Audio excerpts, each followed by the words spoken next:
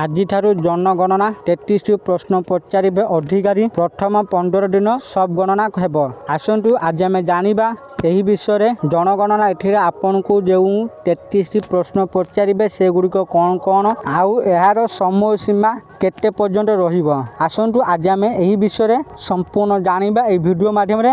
ତେଣୁ ଭିଡ଼ିଓକୁ ଆରମ୍ଭ କରିବା ପୂର୍ବରୁ ଆପଣ ସମସ୍ତଙ୍କୁ ଅନୁରୋଧ, ଯେଉଁମାନେ ଏପର୍ଯ୍ୟନ୍ତ ଆମ ଚ୍ୟାନେଲକୁ ସବସ୍କ୍ରାଇବ୍ କରିନାହାନ୍ତି ଆପଣମାନେ ଏବେ ହିଁ ଆମ ଚ୍ୟାନେଲକୁ ସବସ୍କ୍ରାଇବ୍ କରନ୍ତୁ ଆଉ ଏହି ଭିଡ଼ିଓକୁ ବହୁତ ମାତ୍ରାରେ ଲାଇକ୍ ସେୟାର କମେଣ୍ଟ କରନ୍ତୁ। ତେବେ ଚାଲନ୍ତୁ ଡେରି ନ କରିକି ଆଜିର ଏହି ଭିଡ଼ିଓକୁ ଆରମ୍ଭ କରିବା।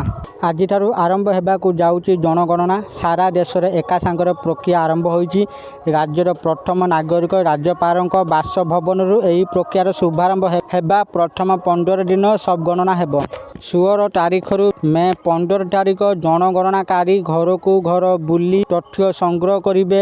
ଏପ୍ରିଲ 1ରୁ ପ୍ରଥମେ ସବ୍ ଗଣନା ବା ସେଲ୍ଫ ଏନୁମରେସନ୍ ହେବା ac.census.gov.in ପୋର୍ଟାଲକୁ ଯାଇ ବା ଏହାର ମୋବାଇଲ ଆପ୍ରେ ନିଜେ ନିଜର ତଥ୍ୟ ଦେଇପାରିବେ। ପ୍ରତି ନାଗରିକ 33 ପ୍ରଶ୍ନର ଉତ୍ତର ଦେବେ। 16 ତାରିଖରୁ ମେ 15 ତାରିଖ ଯାଏଁ ଜିଲ୍ଲାରେ ଘରକୁ ଘର ବୁଲି ଜନଗଣନା କରାଯିବ। ଅଧିକାରୀମାନେ ବି ଲୋକଙ୍କୁ ସେହି ସମାନ 33ଟି ପ୍ରଶ୍ନ ପଚାରିବେ। ସେଲ୍ଫ ଏନୁମରେସନ୍ ବା ପୋର୍ଟାଲରେ ସବ୍ ଗଣନା ବାଧ୍ୟତାମୂଳକ ନୁହେଁ, କିନ୍ତୁ ଯେଉଁମାନେ ଏହାକୁ କରି ନିଜ ତଥ୍ୟ ଦେଇଥିବେ ସେମାନଙ୍କୁ ଆଉ ଜନଗଣନାରେ ସାମିଲ ହେବାକୁ ପଡ଼ିବନି। କେବଳ ଜନଗଣନା କରୁଥିବା ଅଧିକାରୀଙ୍କୁ ନିଜର ରେଫରେନ୍ସ ନମ୍ବର ଦେବାକୁ ହେବ।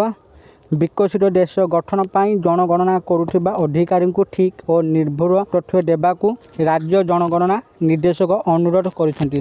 ଭବନ ନମ୍ବର, ଘର ନମ୍ବର, ଘର ଚଟାଣ ଓ କାନ୍ଥରେ ବ୍ୟବହୃତ ସାମଗ୍ରୀ, ଘର ଅବସ୍ଥା, ପରିବାର କ୍ରମାଙ୍କ, ପରିବାର ମୁଖ୍ୟ ଓ ସଦସ୍ୟଙ୍କ ନାମ ଓ ଲିଙ୍ଗ, ଅନୁସୂଚିତ ଜାତି ଓ ଜନଜାତିଙ୍କ ତଥ୍ୟ, ଘର ମାଲିକାନା ସ୍ଥିତି, ଘର କୋଠରୀ ସଂଖ୍ୟା, ପରିବାରରେ ବିବାହିତ ଦମ୍ପତିଙ୍କ ସଂଖ୍ୟା, ପାନୀୟ ଜଳର ମୁଖ୍ୟ ଉତ୍ସ, ଆଲୋକର ମୁଖ୍ୟ ଉତ୍ସ, ଶୌଚାଳୟ ପ୍ରକାର, ଅପରିଷ୍କାର ଜଳ ନିଷ୍କାସନ, ଗାଧୁଆଘର, ରୋଷେଇ ଘର, LPG ସଂଯୋଗ, ଖାଦ୍ୟ ରାନ୍ଧିବାକୁ ମୁଖ୍ୟ ଇନ୍ଧନ, ରେଡ଼ିଓ, ଟିଭି, ଇଣ୍ଟରନେଟ୍ ସୁବିଧା, laptop, mobile phone, cycle, scooter, motorcycle, car, jeep, van, ମୁଖ୍ୟ ଶସ୍ୟ ଓ ମୋବାଇଲ ନମ୍ବର ଭଳି ଏକାଧିକ ପ୍ରଶ୍ନର ଉତ୍ତର ଦେବାକୁ ହେବ।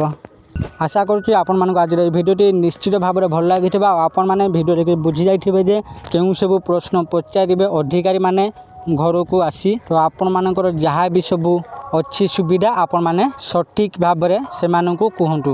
ଭିଡ଼ିଓ ଭଲ ଲାଗିଲେ ଭିଡ଼ିଓକୁ ବହୁତ ମାତ୍ରାରେ ଲାଇକ୍ ସେୟାର ଓ କମେଣ୍ଟ କରନ୍ତୁ। ଆଉ ଯେଉଁମାନେ ଏପର୍ଯ୍ୟନ୍ତ ଆମ ଚ୍ୟାନେଲକୁ ସବସ୍କ୍ରାଇବ୍ କରିନାହାନ୍ତି ଆପଣମାନଙ୍କୁ ଅନୁରୋଧ ଆପଣମାନେ ଏବେ ହିଁ ଆମ ଚ୍ୟାନେଲକୁ ସବସ୍କ୍ରାଇବ୍ କରନ୍ତୁ। ଆଜି ପାଇଁ ଏତିକି, ପୁଣି ଦେଖା ହେବ ଆଉ ଏକ ନୂଆ ଭିଡ଼ିଓରେ। ସେତେ ପର୍ଯ୍ୟନ୍ତ ମୁଁ ଦୀପୁ ଆପଣମାନଙ୍କ ଠାରୁ ବିଦାୟ ନେଉଛି।